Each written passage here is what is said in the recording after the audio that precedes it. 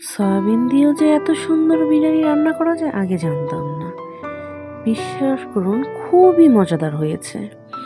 একবার বাড়িতে ট্রাই করে দেখতে পারেন। কেউ বলতেই পারবে না যে এটা কিসের মাংস দিয়ে রান্না করছেন। প্রথমে কিছুক্ষণ ভাববে, তারপরে বলবে। এখানে পানি গরম করে সয়াবিনগুলো দিয়ে দিয়েছি। 5 মিনিট পরে দেখুন সয়াবিনগুলো ফুলে গিয়েছে। এই অবস্থাতে একটা কড়াই গরম করে সয়াবিন তেল দিয়ে দেব।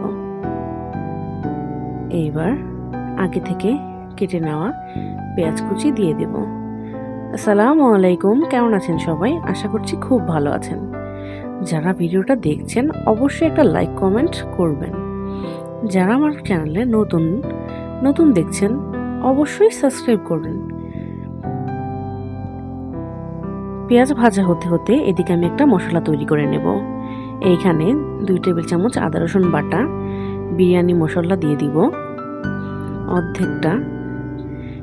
এইখানে 1 চামচ মরিচ গুঁড়া দিয়ে দেব। ভাজা হয়ে গিয়েছে পেঁয়াজ, পানি দিয়ে দিয়েছি। ওইদিকে বেরেস্তাটাও করে নিচ্ছি মশলাটা। এইবার টক দই দিয়ে দিয়েছি। এইবার ভালো মতো মাখিয়ে একটা পেস্ট তৈরি করব। পেস্টটা এবার দিয়ে দেব। এইবার ভালো মতো কষিয়ে নেব। কষানোটা যতটা ভালো হবে তরকারির স্বাদটাও ততটাই আসবে। আচ্ছা, এই পর্যন্ত রান্না দেখে কিন্তু কেউ চলে যাবেন না, পুরোটা ভিডিও দেখতে থাকুন। যদি কোথাও ভুল হয় অবশ্যই কিন্তু জানাবেন। আর যদি ভিডিওটা ভালো লাগে অবশ্যই আমার সাথেই থাকবেন। এখানে আলু কেটে নিয়েছি, সয়াবিনগুলোর পানি চেপে সুন্দর করে রেখে দিয়েছি। মশলা সুন্দর করে আমি কষিয়ে নেব। মশলা কষানো প্রায় শেষ পর্যায়ে। এই অবস্থাতে সয়াবিনগুলো দিয়ে দেব। এইবার সুন্দর মতো কষিয়ে নেব বেশ কিছুক্ষণ সময় ধরে। এইবার ঢাকনা দিয়ে ঢেকে দেব। কিছুক্ষণ পরে দেখেছেন উপরে তেল চলে এসেছে। কষানো প্রায় শেষ পর্যায়ে। এবার আগে থেকে কেটে রাখা আলুগুলো দিয়ে দেব।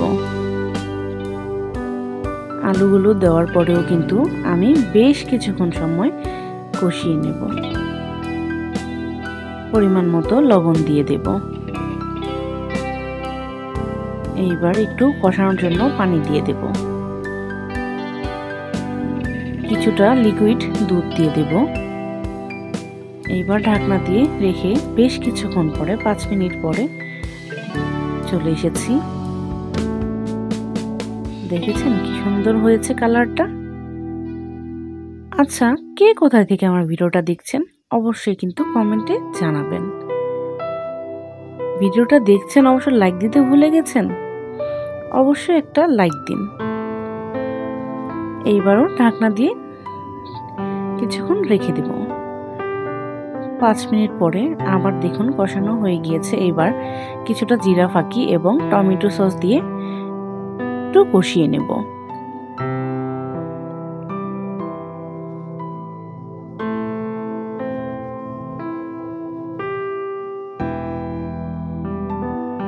কষানো প্রায় শেষ পর্যায়ে। দেখেছেন কি সুন্দর হয়েছে। এই অবস্থাতে পানি দিয়ে দেব, আলুটা যাতে সিদ্ধ হয়ে যায়। পানিতে বলক চলে এসেছে, ঢাকনা দিয়ে ঢেকে দেব।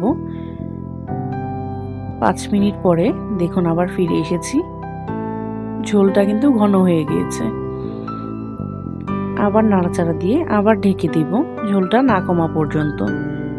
যেহেতু আলুটা আমি ভেজে দিইনি, এবার একটু জিরে ফাঁকি দিয়ে দিয়েছি। ঢাকনা দিয়ে দেব। এইভাবে ধাপে ধাপে দিতে হবে, খেয়াল রাখতে হবে যাতে নিচে লেগে না যায়।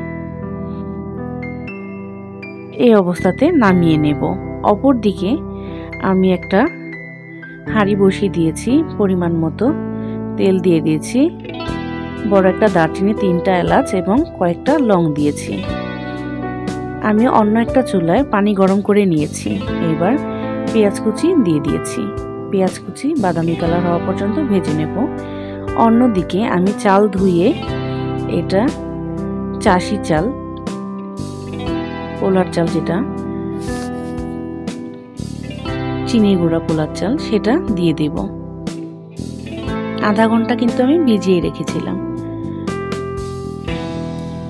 ভালো মতো ভেজে নেব চালটা। একটু সময় নিয়ে ধৈর্য সহকারে ভাজতে হবে।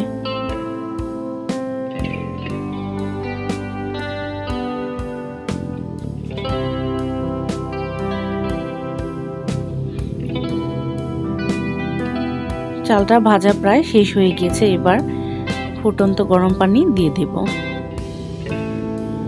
আমি এখানে 3 পোয়া পরিমাণ চাল নিয়েছি, তার ডাবলের থেকে একটু কম পানি নিয়েছি।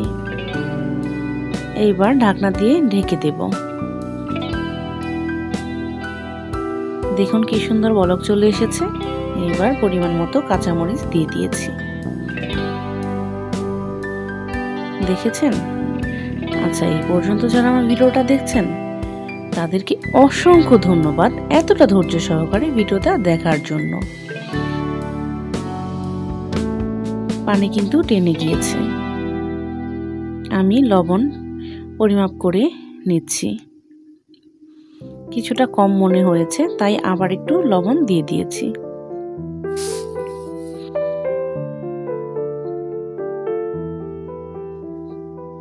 পানি কিন্তু শুকিয়ে গিয়েছে। এই অবস্থাতে আগে থেকে কষানো তরকারিটা দিয়ে দেব।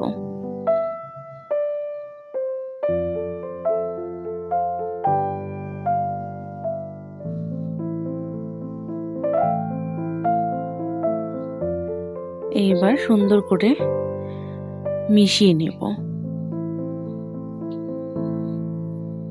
দেখেছেন কি সুন্দর হয়ে গিয়েছে।